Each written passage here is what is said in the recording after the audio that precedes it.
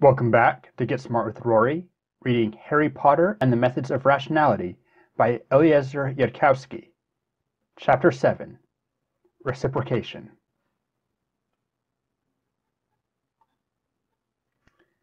Petunia Evans-Fair's lips were trembling, and her eyes were tearing up as Harry hugged her midsection on Platform 9 of King's Cross Station. "Are you sure you don't want me to come with you, Harry?" Harry glanced over to his father, Michael Evans, who was looking stereotypically stern but proud, and then back to his mother, who really did look rather uncomposed. "Mom, I know you don't like the Wizarding World very much. You don't have to come with. I mean it." Petunia winced. "Harry, you shouldn't worry about me. I'm your mother, and if you need someone with you—" "Mom, I'm going to be on my own at Hogwarts for months and months. If I can't manage a train platform alone, better to find out sooner rather than later so we can abort." He lowered his voice to a whisper. "Besides, Mom, they all love me over there. If I have any problems, all I need to do is take off my sweatband." Harry tapped the exercise band covering his scar. "And I'll have way more help than I can handle." "Oh, Harry," Petunia whispered. She knelt down and hugged him hard, face to face, their resting against each other. Harry could feel her ragged breathing, and then he heard a muffled sob escape. "Oh, Harry, I do love you. Always remember that." "It's like she's afraid she'll never see me again." The thought popped into Harry's head.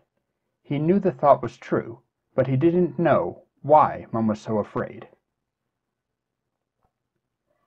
So he made a guess. "Mom, you know that I'm not going to turn into your sister just because I'm learning magic, right? I'll do any magic you ask for. If I can, I mean. Or if you want me not to use any magic around the house, I'll do that too. I promise I'll never let magic come between us." A tight hug cut off his words. "You have a good heart," his mother whispered into his ear. "A very good heart, my son." Harry choked up himself a little then. His mother released him and stood up. She took a handkerchief out of her handbag and with a trembling hand dabbed at the running makeup around her eyes. There were no questions about his father accompanying him to the magical side of King's Cross Station.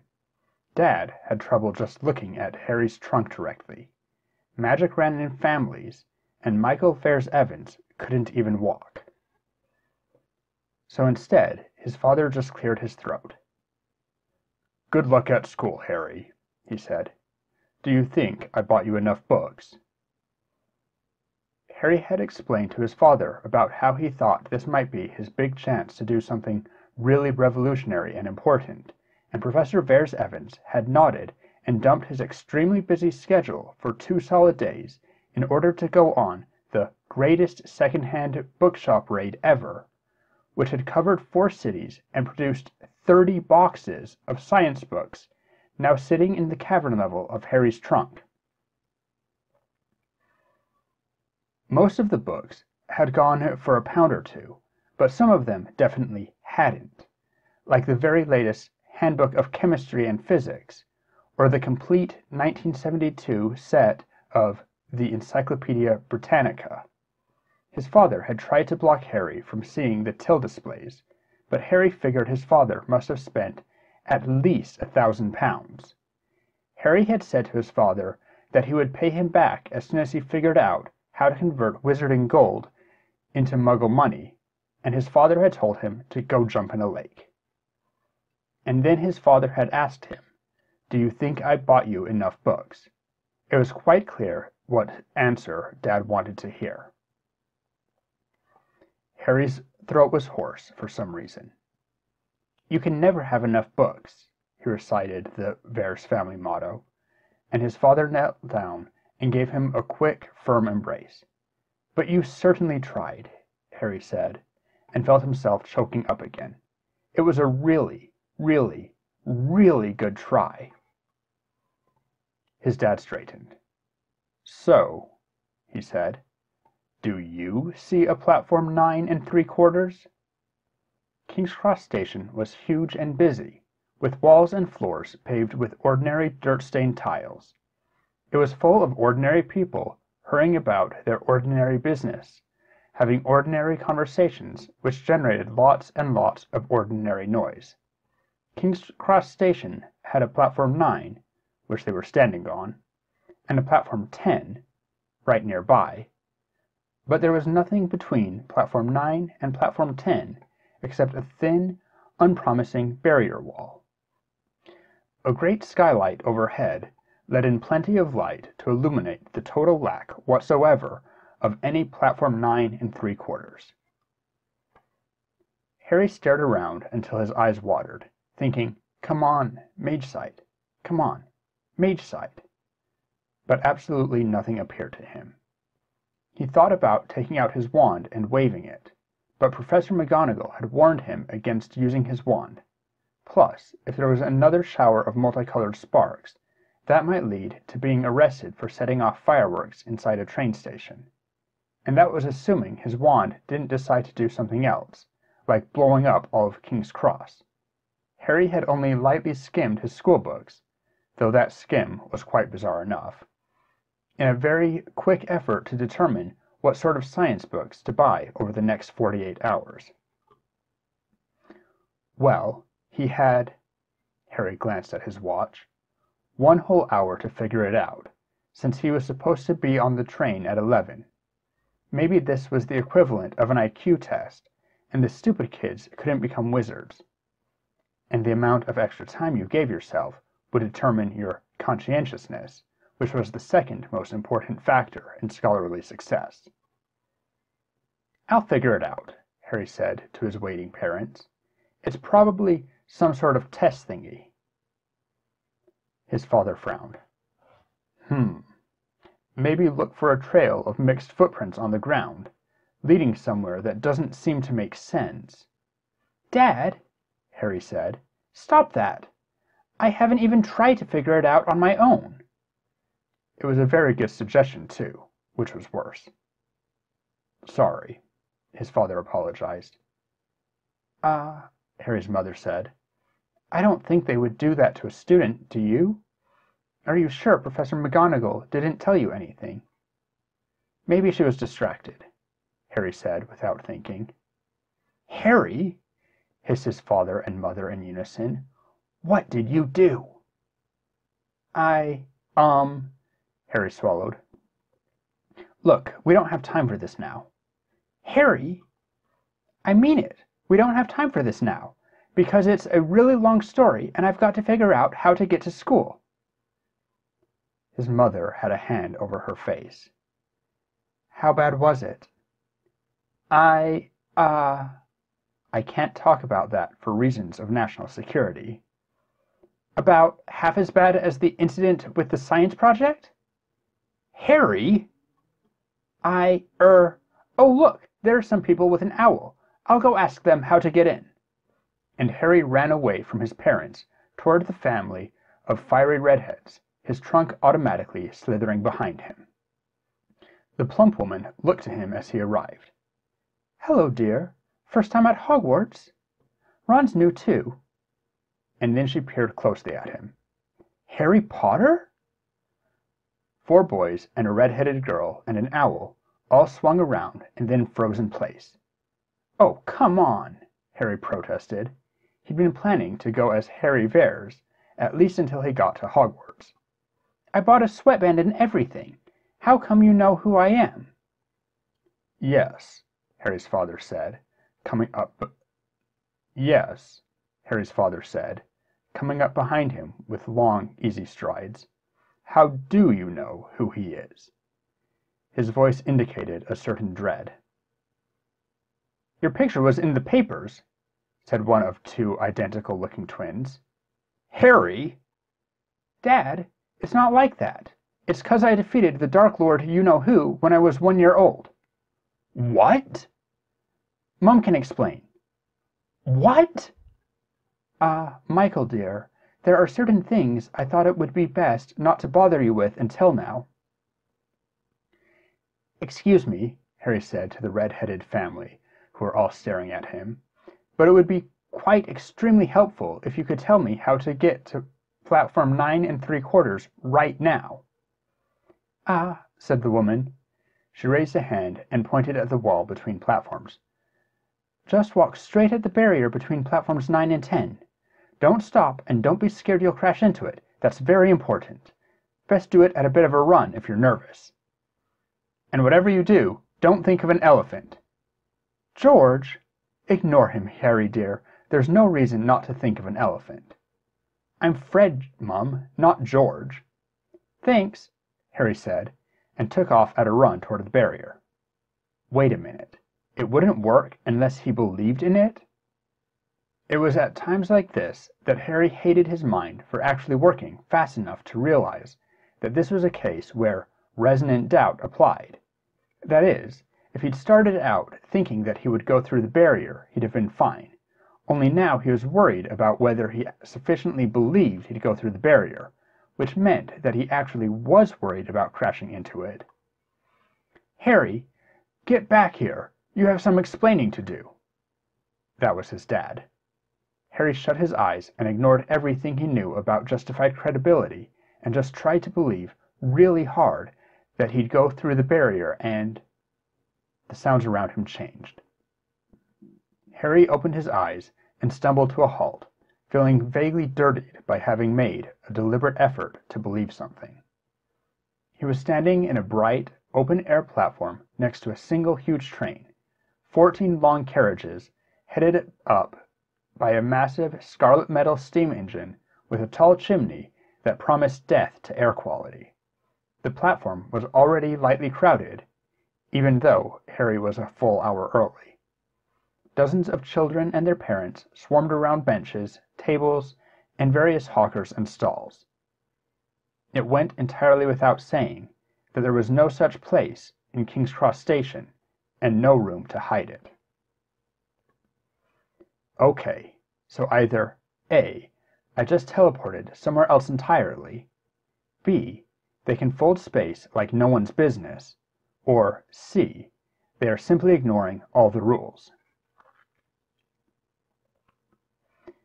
There was a slithering sound behind him, and Harry turned around to observe that his trunk had indeed followed him on its small clawed tentacles. Apparently, for magical purposes, his luggage had also managed to believe with sufficient strength to pass through the barrier. That was actually a little disturbing when Harry started thinking about it. A moment later, the youngest-looking red-haired boy came through the iron archway, at a run, pulling his trunk behind him on a lead and nearly crashing into Harry. Harry, feeling stupid for having stayed around, quickly began moving away from the landing area, and the red-haired boy followed him, yanking hard on his trunk's lead in order to keep up. A moment later, a white owl fluttered through the archway and came to rest on the boy's shoulder. "Core," said the red-haired boy, "are you really Harry Potter?" "Not this again." "I have no logical way of knowing that for certain. My parents raised me to believe that my name was Harry James Potter Evans Ferrars, and many people here have told me that I look like my parents. I mean, my other parents, but..." Harry frowned, realizing. For all I know, there could easily be spells to polymorph a child into a specified appearance. What, mate?" "Not headed for Ravenclaw, I take it." "Yes, I'm Harry Potter." "I'm Ron Weasley," said the tall, skinny, freckled, long-nosed kid, and stuck out a hand, which Harry politely shook as they walked. The owl gave Harry an oddly measured and courteous hoot, actually more of an sound, which surprised Harry. At this point, Harry realized the potential for imminent catastrophe. "Just a second," he said to Ron, and opened one of the drawers of his trunk, the one that, if he recalled correctly, was for winter clothes. It was. And then he found the lightest scarf he owned, underneath his winter coat. Harry took off his sweatband, and just as quickly unfolded the scarf and tied it around his face. It was a little hot, especially in the summer, but Harry could live with that. Then he shut that drawer and pulled out another drawer and drew forth black wizarding robes, which he shrugged over his head now that he was out of Muggle territory. "There," Harry said. The sound came out slightly muffled through the scarf over his face. He turned to Ron. "How do I look? Stupid, I know, but am I identifiable as Harry Potter?" Ron said. He closed his mouth, which had been open. "Not really, Harry." "Very good," Harry said. "However, so as not to obviate the point of the whole exercise, you will henceforth address me as— Fairs might not work anymore— Mr. Spoo." "Okay, Harry," Ron said uncertainly. "The Force is not particularly strong in this one. Call me Mr. Spoo." "Okay, Mr. Spoo." Ron stopped. "I can't do that. It makes me feel stupid." "That's not just a feeling." "Okay, you pick a name." "Mr. Cannon," Ron said at once, "for the Chudley Cannons." Harry knew he was going to terribly regret asking this. "Who or what are the Chudley Cannons?" "Who are the Chudley Cannons? Only the most brilliant team in the whole history of Quidditch. Sure, they finished at the bottom of the league last year, but— What's Quidditch?" Asking this was also a mistake. "So let me get this straight," Harry said, as it seemed that Ron's explanation, with associated hand gestures, was winding down. "Catching the snitch is worth 150 points? Yeah. And how many 10-point goals does one side usually score, not counting the snitch?" Maybe 15 or 20 in professional games." "That's just wrong. That violates every possible rule of game design.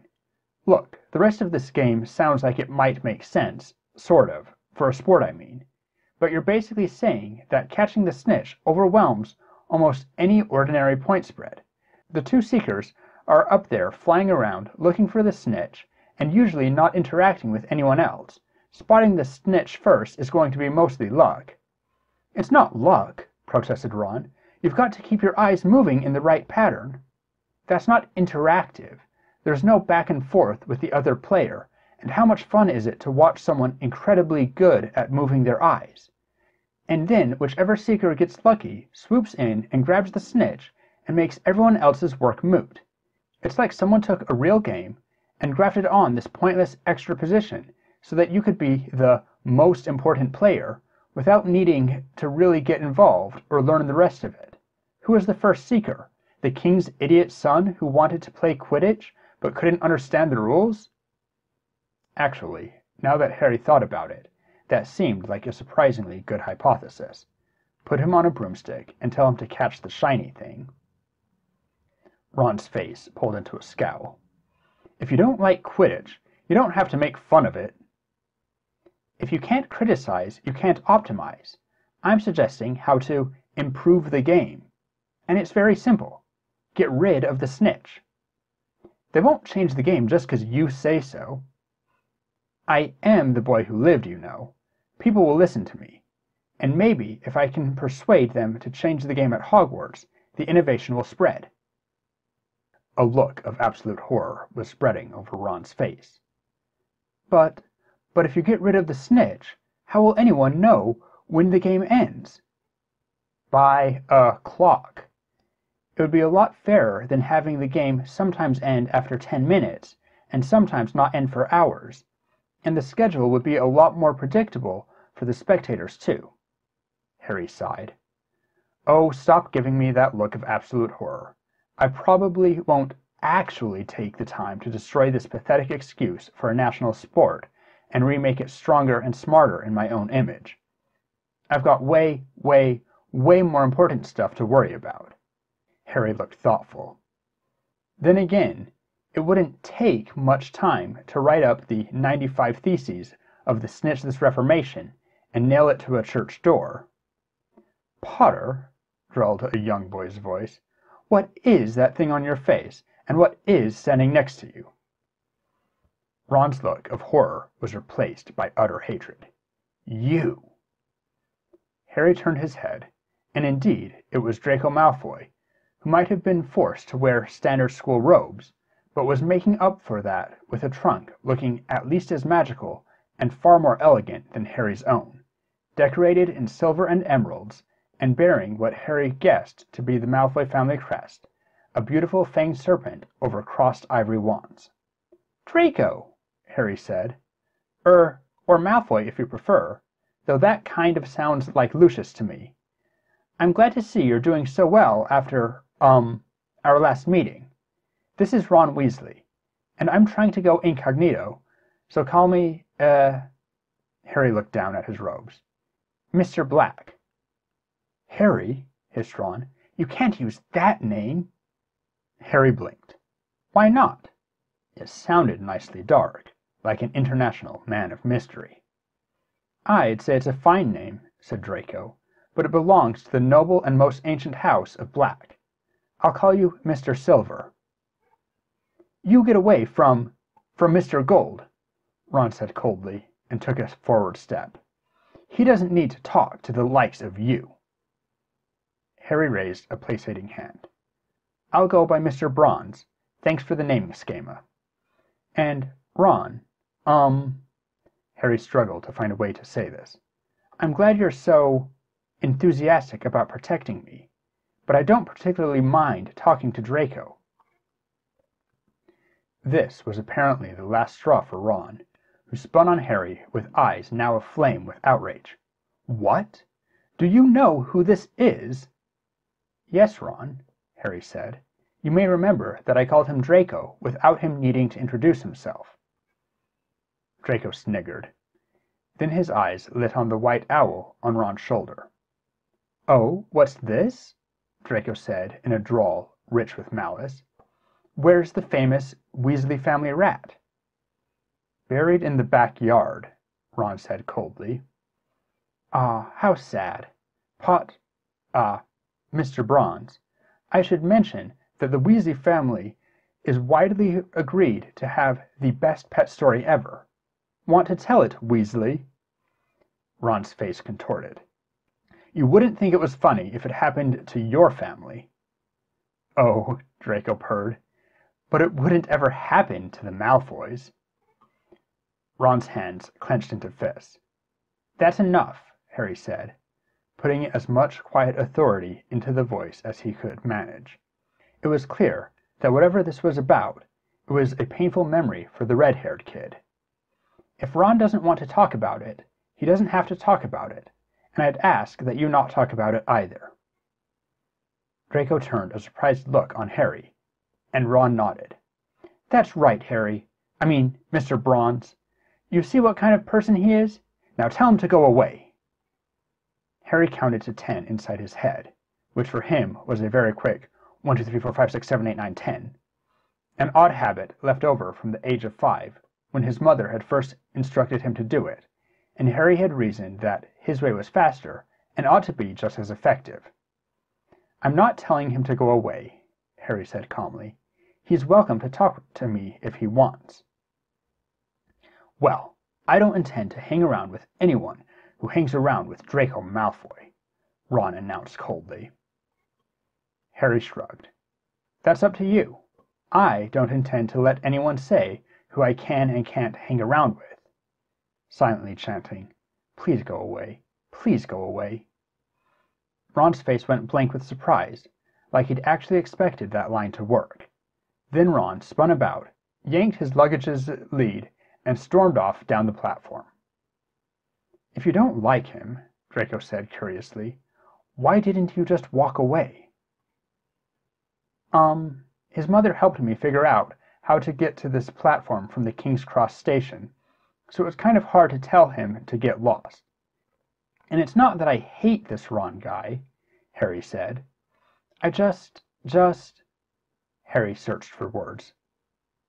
"Don't see any reason for him to exist," offered Draco. "Pretty much. Anyway, Potter, if you really were raised by Muggles..." Draco paused here, as if waiting for a denial, but Harry didn't say anything. Then you mightn't know what it's like to be famous. People want to take up all of our time. You have to learn to say no. Harry nodded, putting a thoughtful look on his face. That sounds like good advice. If you try to be nice, you just end up spending the most time with the pushiest ones. Decide who you want to spend time with and make everyone else leave. You're just getting here, Potter, so everyone's going to judge you by who they see you with, and you don't want to be seen with the likes of Ron Weasley. Harry nodded again. If you don't mind my asking, how did you recognize me? Mr. Bronze, Draco drawled. I have met you, remember. I saw someone going around with a scarf wrapped around his head, looking absolutely ridiculous, so I took a guess. Harry bowed his head, accepting the compliment. I'm terribly sorry about that, Harry said. Our first meeting, I mean. I didn't mean to embarrass you in front of Lucius. Draco waved it off while giving Harry an odd look. I just wish Father could have come in while you were flattering me. Draco laughed. But thank you for what you said to Father. If not for that, I might have had a harder time explaining. Harry swept a deeper bow. And thank you for reciprocating with what you said to Professor McGonagall. You're welcome. The one of the assistants must have sworn her closest friend to absolute secrecy, because Father says there's weird rumors going around, like you and I got in a fight or something. Ouch, Harry said, wincing. I'm really sorry. No, we're used to it. Merlin knows there's lots of rumors about the Malfoy family already. Harry nodded. I'm glad to hear you're not in trouble. Draco smirked. Father has, a refined sense of humor, but he does understand making friends. He understands it very well. He made me repeat that before I went to bed every night for the last month. I will make friends at Hogwarts. When I explained everything to him, and he saw that's what I was doing, he bought me an ice cream. Harry's jaw dropped. You managed to spin that into an ice cream? Draco nodded, looking every bit as smug as the feat deserved. Well, Father knew what I was doing, of course, but he's the one who taught me how to do it, and if I grin the right way while I'm doing it, that makes it a father-son thing. And then he has to buy me an ice cream, or I'll give him this sort of sad look, like I think I must have disappointed him. Harry eyed Draco calculatingly, sensing the presence of another master. You've had lessons on how to manipulate people? Of course, Draco said proudly. I'm a Malfoy. Father bought me tutors. Wow, Harry said. Reading Robert Cialdini's Influence, Science and Practice probably didn't stack up very high compared to that, though it was still one heck of a book. Your dad is almost as awesome as my dad. Draco's eyes rose loftily. Oh, and what does your father do? He buys me books. Draco considered this. That doesn't sound very impressive. You had to be there. Anyway, I'm glad to hear all that. The way Lucius was looking at you, I thought he was going to crucify you. My father really loves me, Draco said firmly. He wouldn't ever do that. Harry said. He remembered the black-robed, white-haired figure of elegance that had stormed through Madame Malkin's, wielding that beautiful, deadly, silver-handled cane. It wasn't easy to visualize him as a doting father. Don't take this the wrong way, but how do you know that? Huh? It was clear that this was a question Draco did not commonly ask himself. I ask the fundamental question of rationality. Why do you believe what you believe? What do you think you know, and how do you think you know it? What makes you think Lucius wouldn't sacrifice you the same way he'd sacrificed anything else for power? Draco shot Harry another odd look. Just what do you know about Father? Seat on the Wisingamot, seat on Hogwarts Board of Governors, incredibly wealthy, has the ear of Minister Fudge, has the confidence of Minister Fudge, probably has some highly embarrassing photos of Minister Fudge, most prominent blood purist now that the Dark Lord's gone, former Death Eater who was found to have the Dark Mark but got off by claiming to be under the Imperius Curse, which was ridiculously implausible and pretty much everyone knew it, evil with a capital E and a born killer. I think that's it.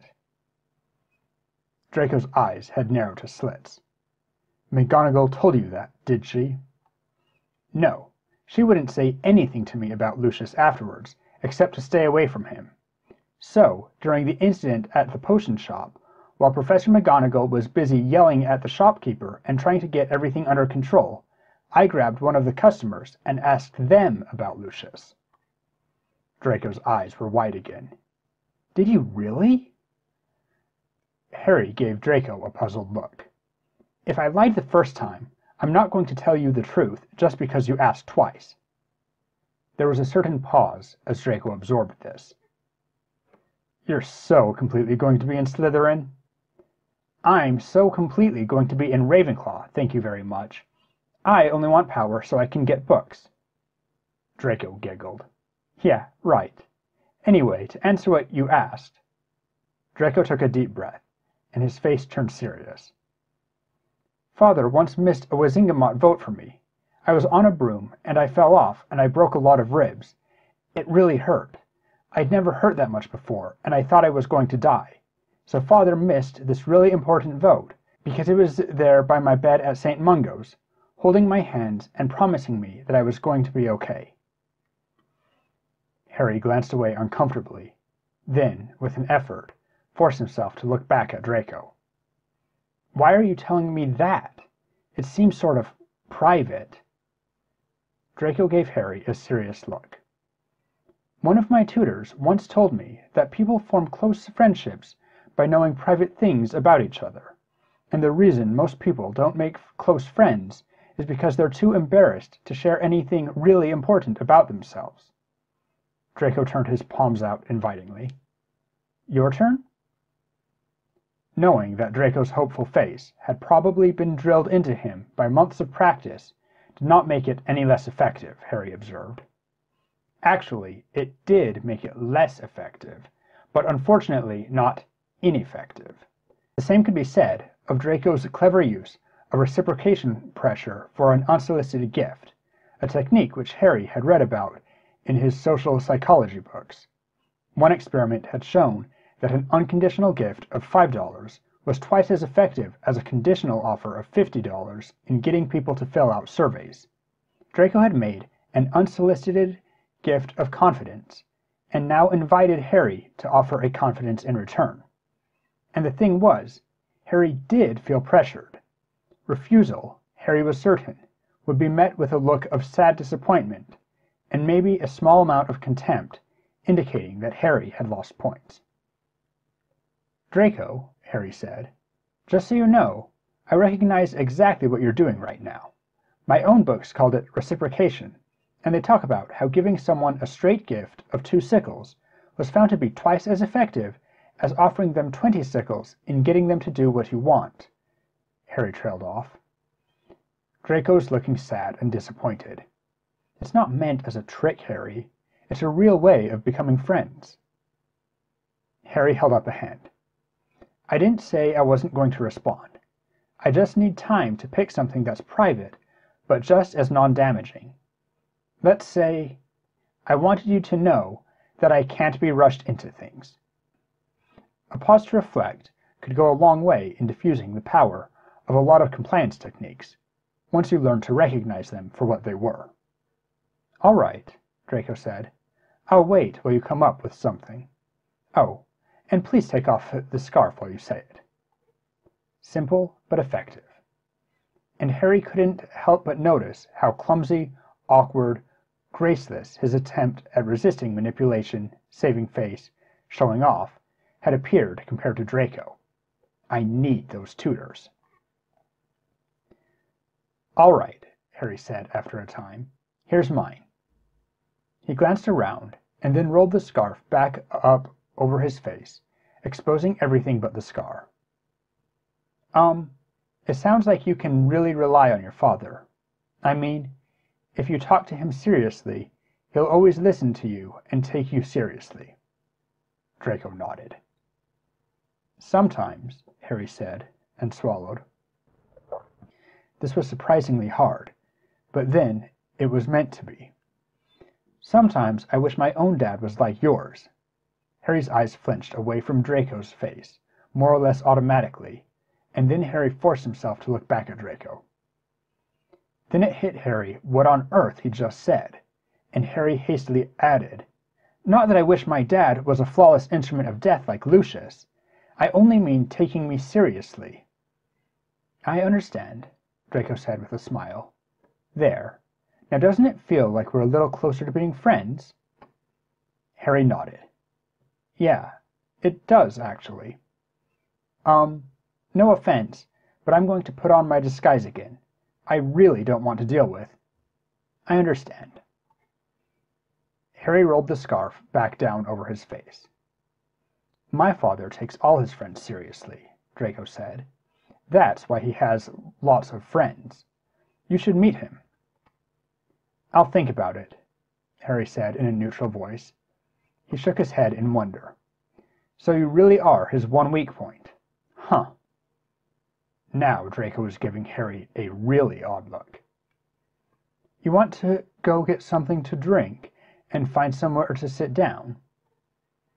Harry realized he had been standing in one place for too long, and stretched himself, trying to crick his back. "Sure." The platform was starting to fill up now, but there was still a quieter area on the far side, away from the red steam engine. Along the way they passed a stall containing a bald, bearded man, offering newspapers and comic books and stacked neon green cans.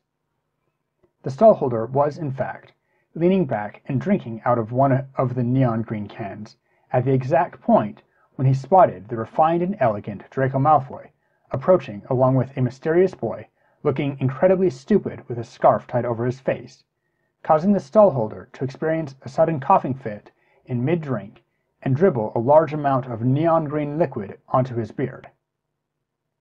"Excuse me," Harry said, "but what is that stuff exactly?" "Comet tea," said the stallholder. "If you drink it, something surprising is bound to happen which makes you spill it on yourself or someone else, but it's charmed to vanish just a few seconds later." Indeed, the stain on his beard was already disappearing. "How droll," said Draco. "How very, very droll. Come, Mr. Bronze, let's go find another—" "Hang on," Harry said. "Oh, come on! That's just juvenile." "No, I'm sorry, Draco. I have to investigate this. What happens if I drink common tea while doing my best to keep the conversation completely serious?" The stallholder smiled mysteriously. "Who knows? A friend walks by in a frog costume? Something unexpected is bound to happen." "No, I'm sorry. I just don't believe it. That violates my much-abused suspension of disbelief on so many levels I don't even have the language to describe it. There's just no way a bloody drink can manipulate reality to produce comedy setups, or I'm going to give up and retire to the Bahamas." Draco groaned. "Are we really going to do this?" "You don't have to drink it, but I have to investigate. Have to. How much?" "5 nuts the can," the stallholder said. 5 nuts? You sell reality-manipulating fizzy drinks for 5 nuts the can?" Harry reached into his pouch and said, 4 sickles, 4 nuts, and slapped them down on the counter. 2 dozen cans, please." "I'll also take one," Draco sighed, and started to reach for his pockets. Harry shook his head rapidly. "No, I've got this. Doesn't count as a favor either. I want to see if it works for you, too." He took a can from the stack, now placed on the counter, and tossed it to Draco, then started feeding his pouch. The pouch's widening lip ate the cans, accompanied by small burping noises, which wasn't exactly helping to restore Harry's faith that he would someday discover a reasonable explanation for all this. 22 burps later, Harry had the last purchased can in his hand. Draco was looking at him expectantly, and the two of them pulled the ring at the same time. Harry rolled up his scarf to expose his mouth, and they tilted their heads back and drank the common tea. It somehow tasted bright green, extra fizzy and limer than lime. Aside from that, nothing happened. Harry looked at the stallholder, who was watching them benevolently. "All right, if this guy just took advantage of a natural accident to sell me 24 cans of nothing, I'm going to applaud his creative entrepreneurial spirit and then kill him." "It doesn't always happen immediately," the stallholder said, "but it's guaranteed to happen once per can, or your money back." Harry took another long drink. Once again, nothing happened. "Maybe I should just chug the whole thing as fast as possible, and hope my stomach doesn't explode from all the carbon dioxide, or that I don't burp while drinking it." No, he could afford to be a little patient. But honestly, Harry didn't see how this was going to work. You couldn't go up to someone and say, "Now I'm going to surprise you," or, "And now I'm going to tell you the punchline of the joke, and it'll be really funny." It ruined the shock value. In Harry's state of mental preparedness, Lucius Malfoy could have walked past in a ballerina outfit, and it wouldn't have made him do a proper spit take. Just what sort of wacky shenanigan was the universe supposed to cough up now? "Anyway, let's sit down," Harry said.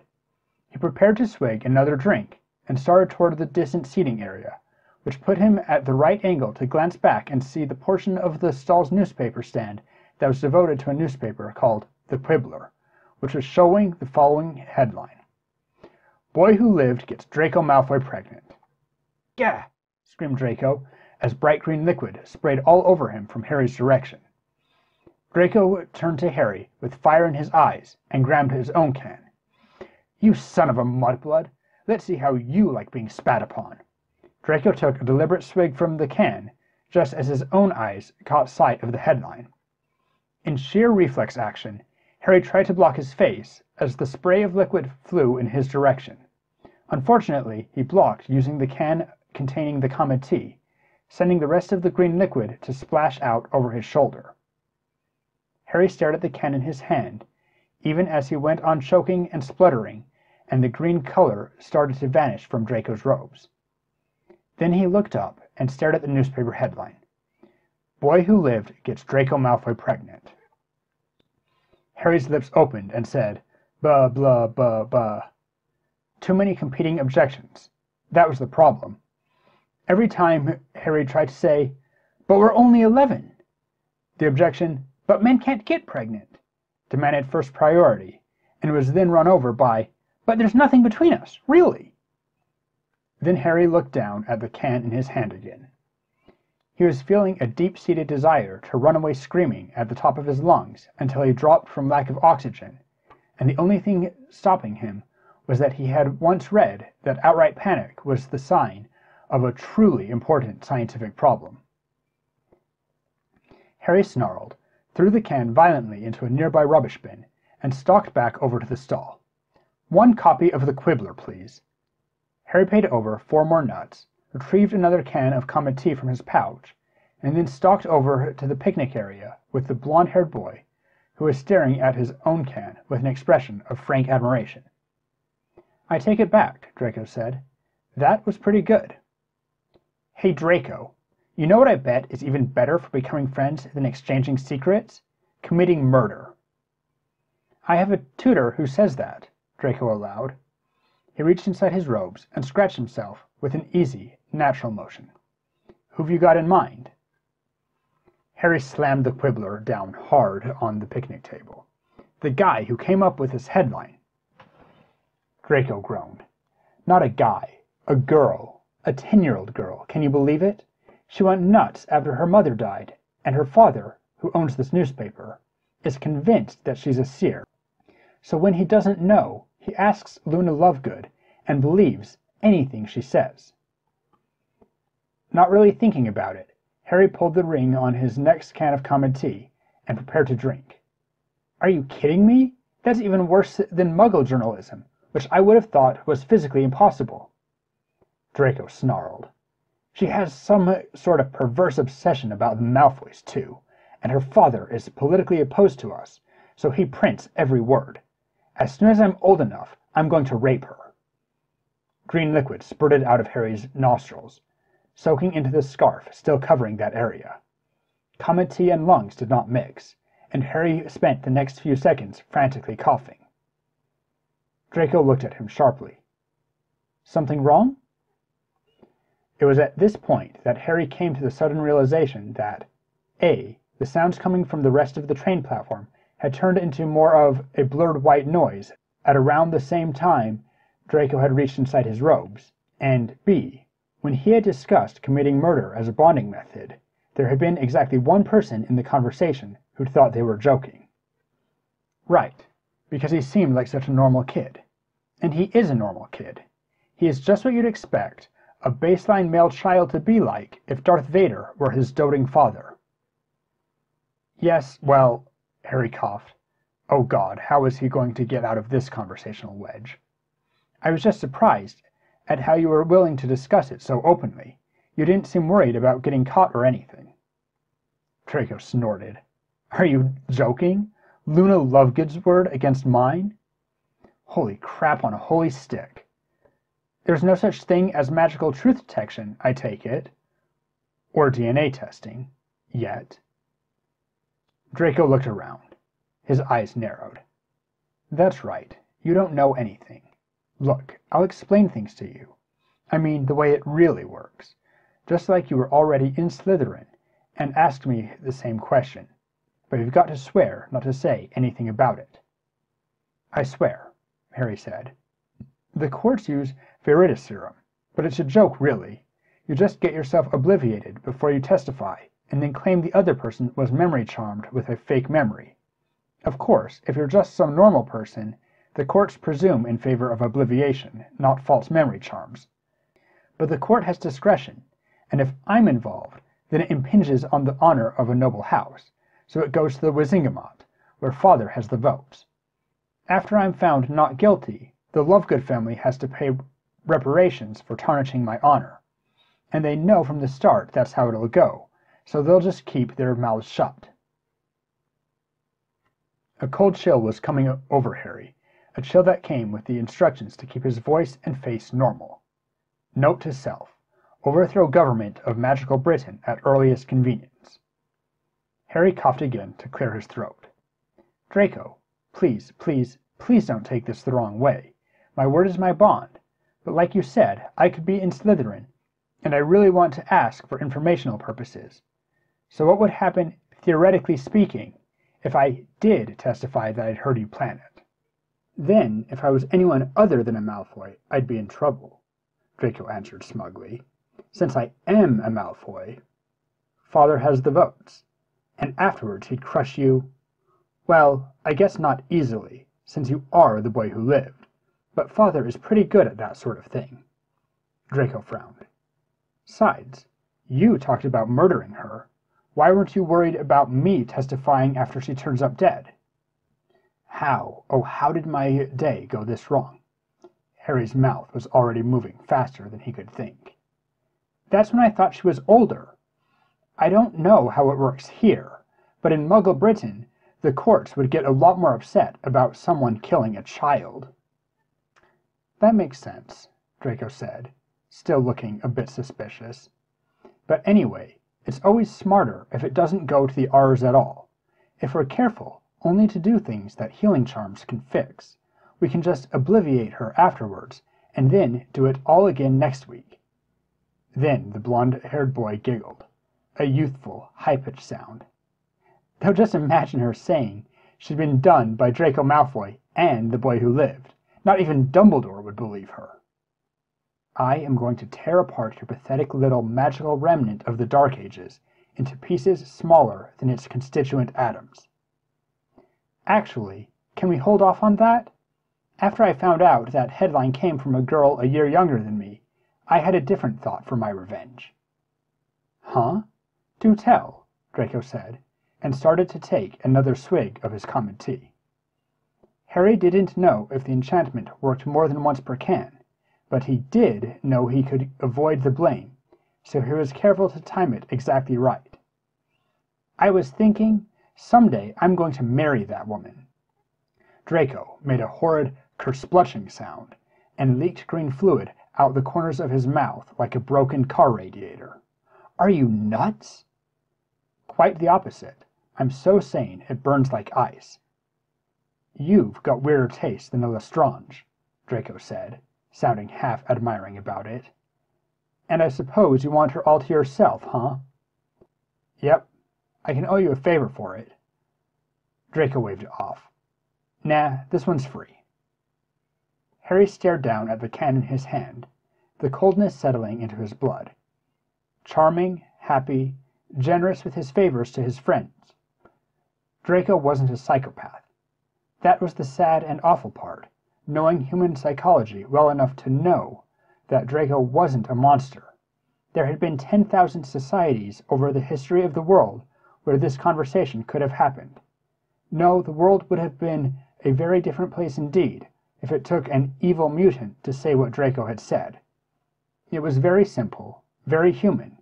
It was the default if nothing else intervened. To Draco, his enemies weren't people. And in the slowed time of this slowed country, here and now, as in the darkness before dawn, prior to the age of reason, the son of a sufficiently powerful noble would simply take for granted that he was above the law, at least when it came to some peasant girl. There were places in Muggle-land where it was still the same way, countries where that sort of nobility still existed and still thought like that, or even grimmer lands where it wasn't just the nobility. It was like that in every place and time that didn't descend directly from the Enlightenment, a line of descent, it seemed, which didn't quite include magical Britain, for all that there had been cross-cultural contamination of things like ring-pull drinks cans. And if Draco doesn't change his mind about wanting revenge, and I don't throw away my own chance at happiness in life to marry some poor crazy girl, then all I've just bought is time, and not too much of it. For one girl, not for others. I wonder how difficult it would be to just make a list of all the top blood purists and kill them. They tried exactly that during the French Revolution, more or less. Make a list of all the enemies of progress and remove everything above the neck. And it hadn't worked out well from what Harry recalled. Maybe he needed to dust off some of those history books his father had bought him, and see if what had gone wrong with the French Revolution was something easy to fix. Harry gazed up at the sky, and at the pale shape of the moon, visible this morning through the cloudless air. So, the world is broken and flawed and insane, and cruel and bloody and dark. This is news? You always knew that anyway. "You're looking all serious," Draco said. "Let me guess. Your Muggle parents told you that this sort of thing was bad." Harry nodded, not quite trusting his voice. "Well, like Father says, there may be 4 houses, but in the end, everyone belongs to either Slytherin or Hufflepuff. And frankly, you're not on the Hufflepuff end. If you decide to side with the Malfoys under the table, our power and your reputation, you could get away with things even I can't do. Want to try it for a while? See what it's like?" "Aren't we a clever little serpent? 11 years old and already coaxing your prey from hiding." Harry thought, considered, chose his weapon. "Draco, you want to explain the whole blood purity thing to me? I'm sort of new." A wide smile crossed Draco's face. "You really should meet Father and ask him, you know. He's our leader." "Give me the 30-second version." "Okay," Draco said. He drew in a deep breath, and his voice grew slightly lower and took on a cadence. "Our powers have grown weaker, generation by generation, as the mudblood taint increases. Where Salazar and Godric and Rowena and Helga once raised Hogwarts by their power, creating the locket and the sword and the diadem and the cup, no wizard of these faded days has risen to rival them. We are fading, all fading into muggles as we interbreed with their spawn and allow our squibs to live. If the taint is not checked, soon our wands will break and all our arts cease, the line of Merlin will end, and the blood of Atlantis fail. Our children will be left scratching at the dirt to survive, like the mere muggles, and darkness will cover all the world forever." Draco took another swig from his drinks can, looking satisfied. That seemed to be the whole argument, as far as he was concerned. "Persuasive," Harry said, meaning it descriptively rather than normatively. It was a standard pattern: the fall from grace, the need to guard what purity remained against contamination, the past sloping upward and the future sloping only down. And that pattern also had its counter. "I have to correct you on one point of fact, though. Your information about the Muggles is a bit out of date. We aren't exactly scratching at the dirt anymore." Draco's head snapped around. "What? What do you mean, we?" "We, the scientists, the line of Francis Bacon, and the blood of the Enlightenment. Muggles didn't just sit around crying about not having wands. We have our own powers now, with or without magic. If all your powers fail, then we will all have lost something very precious, because your magic is the only hint we have as to how the universe must really work. But you won't be left scratching at the ground. Your houses will still be cool in the summer and warm in the winter. There will still be doctors and medicine. Science can keep you alive if magic fails. It'd be a tragedy, but not literally the end of all the light in the world. Just saying." Draco had backed up several feet, and his face was full of mixed fear and disbelief. "What in the name of Merlin are you talking about, Potter?" "Hey, I listened to your story. Won't you listen to mine?" "Clumsy," Harry chided himself, but Draco actually did stop backing off and seemed to listen. "Anyway," Harry said, "I'm saying that you don't seem to have been paying much attention to what goes on in the Muggle world. Probably because the whole wizarding world seemed to regard the rest of Earth as a slum, deserving around as much news coverage as the Financial Times awarded to the routine agonies of Burundi. All right, quick check. Have wizards ever been to the moon? You know, that thing?" Harry pointed up to that huge and distant globe. "What?" Draco said. It was pretty clear the thought had never occurred to the boy. "Go to the... It's just a..." His finger pointed at the little pale thingy in the sky. "You can't apparate to somewhere you've never been, and how would anyone get to the moon in the first place?" "Hold on," Harry said to Draco. "I'd like to show you a book I brought with me. I think I remember what box it's in." And Harry stood up and kneeled down and yanked out the stairs to the cavern level of his trunk, then tore down the stairs and heaved a box off another box, coming perilously close to treating his books with disrespect, and snatched off the box cover and quickly but carefully pried out a stack of books. Harry had inherited the nigh magical affairs ability to remember where all his books were, even after seeing them just once, which was rather mysterious considering the lack of any genetic connection. And Harry raced back up the stairs and shoved the staircase back into the trunk with his heel, and, panting, turned the pages of the book until he found the picture he wanted to show to Draco. The one with the white, dry, cratered land, and the suited people, and the blue-white globe hanging over it all. That picture. The picture, if only one picture in all the world were to survive. "That," Harry said, his voice trembling because he couldn't quite keep the pride out, "is what the Earth looks like from the moon." Draco slowly leaned over. There was a strange expression on his young face. "If that's a real picture, why isn't it moving?" "Moving? Oh. Muggles can do moving pictures, but they need a bigger box to show it. They can't fit them onto single book pages yet." Draco's finger moved to one of the suits. "What are those?" His voice starting to waver. "Those are human beings. They are wearing suits that cover their whole bodies to give them air, because there is no air on the moon." "That's impossible," Draco whispered. There was terror in his eyes, and utter confusion. No Muggle could do that. How? Harry took back the book, flipped the pages until he found what he saw. "This is a rocket going up. The fire pushes it higher and higher until it gets to the moon." flipped pages again.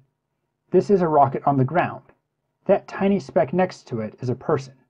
Draco gasped. Going to the moon cost the equivalent of probably around 1,000 million galleons. Draco choked. And it took the efforts of probably more people than live in all of magical Britain. And when they arrived, they left a plaque that said, "We came in peace for all mankind." Though you're not yet ready to hear those words, Draco Malfoy. You're telling the truth, Draco said slowly. You wouldn't fake a whole book just for this, and I can hear it in your voice. But, how? Without wands or magic? It's a long story, Draco. Science doesn't work by waving wands and chanting spells. It works by knowing how the universe works on such a deep level that you know exactly what to do in order to make the universe do what you want. If magic is like casting Imperio on someone to make them do what you want, then science is like knowing them so well that you can convince them it was their own idea all along. It's a lot more difficult than waving a wand, but it works when wands fail. Just like if the Imperius failed, you could still try persuading a person. And science builds from generation to generation. You have to really know what you're doing to do science. And when you really understand something, you can explain it to someone else. The greatest scientists of 1 century ago, the brightest names that are still spoken with reverence, their powers are nothing to the greatest scientists of today. There is no equivalent in science of your lost arts that raised Hogwarts. In science, our powers wax by the years, and we are beginning to understand and unravel the secrets of life and inheritance. We'll be able to look at the very blood of which you spoke, and see what makes you a wizard, and, in 1 or 2 more generations, we'll be able to persuade that blood to make all your children powerful wizards too. So you see, your problem isn't nearly as bad as it looks, because in a few more decades, science will be able to solve it for you. But, Draco said, his voice was trembling, if muggles have that kind of power, then what are we? No, Draco, that's not it, don't you see? Science taps the power of human understanding to look at the world and figure out how it works. It can't fail without humanity itself failing. Your magic could turn off, and you would hate that, but you would still be you. You would still be alive to regret it. But because science rests upon my human intelligence, it is the power that cannot be removed from me without removing me. Even if the laws of the universe change on me, so that all my knowledge is void, I'll just figure out the new laws, as has been done before. It's not a muggle thing, it's a human thing. It just refines and trains the power you use every time you look at something you don't understand and ask, why? You're of Slytherin, Draco. Don't you see the implication? Draco looked up from the book to Harry. His face showed dawning understanding. Wizards can learn to use this power. Very carefully now. The bait is set, now the hook. If you can learn to think of yourself as a human instead of a wizard, then you can train and refine your powers as a human. And if that instruction wasn't in every science curriculum, Draco didn't need to know that, did he? Draco's eyes were now thoughtful. You've already done this? To some extent, Harry allowed. My training isn't complete, not at 11.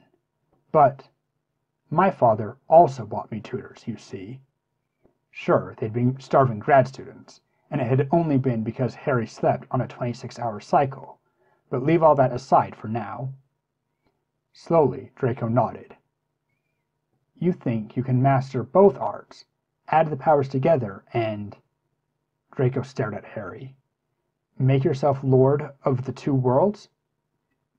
Harry gave an evil laugh. It just seemed to come naturally at that point. You have to realize, Draco, that the whole world you know, all of magical Britain, is just 1 square on a much larger game board. The game board that includes places like the moon and the stars in the night sky, which are lights just like the sun, only unimaginably far away, and things like galaxies that are vastly huger than the Earth and Sun, things so large that only scientists can see them, and you don't even know they exist. But I really am Ravenclaw, you know, not Slytherin. I don't want to rule the universe. I just think it could be more sensibly organized." There was an awe on Draco's face. "Why are you telling me this?" "Oh, there aren't many people who know how to do true science. Understanding something for the very first time, even if it confuses the hell out of you. Help would be helpful." Draco stared at Harry with his mouth open. "But make no mistake, Draco, true science really isn't like magic. You can't just do it and walk away unchanged like learning how to say the words of a new spell. The power comes with a cost so high that most people refuse to pay it." Draco nodded at this, as though, finally, he'd heard something he could understand. "And that cost?" "Learning to admit you're wrong." Draco said, after the dramatic pause had stretched on for a while. "You going to explain that?" "Trying to figure out how something works on that deep level. The first 99 explanations you come up with are wrong. The 100th is right. So you have to learn how to admit you're wrong, over and over and over again. It doesn't sound like much, but it's so hard that most people can't do science. Always questioning yourself, always taking another look at things you've always taken for granted, like having a snitch in Quidditch. And every time you change your mind, you change yourself. But I'm getting way ahead of myself here. Way ahead of myself. I just want you to know. I'm offering to share some of my knowledge. If you want. There's just one condition." "Uh-huh," Draco said. "You know, Father says that when someone says that to you, it is never a good sign. Ever." Harry nodded. "Now, don't mistake me and think that I'm trying to drive a wedge between you and your father. It's not about that. It's just about me wanting to deal with someone my own age, rather than having this be between me and Lucius. I think your father would be okay with that too. He knows you have to grow up sometime. But your moves in our game have to be your own. That's my condition. That I'm dealing with you, Draco, not your father." "I've got to go," Draco said. He stood up. "I've got to go off and think about this." "Take your time," Harry said. The sounds of the train platform changed from blurs into murmurs as Draco wandered off. Harry slowly exhaled the air he'd been holding in without quite realizing it, and then looked at the watch on his wrist, a simple mechanical model that his father had bought him in hope it would work in magic's presence. The second hand was still ticking, and if the minute hand was right, then it wasn't quite 11 just yet. He probably ought to get on the train soon and start looking for what's-her-face, but it seemed worth taking a few minutes first to do some breathing exercises and see if his blood warmed up again. But when Harry looked up from his watch, he saw two figures approaching, looking utterly ridiculous with their faces cloaked in winter scarves. "Hello, Mr. Bronze," said one of the masked figures. "Can we interest you in joining the Order of Chaos?" Aftermath. Not too long after that, when all the day's fuss had finally subsided, Draco was bent over a desk with quill in hand.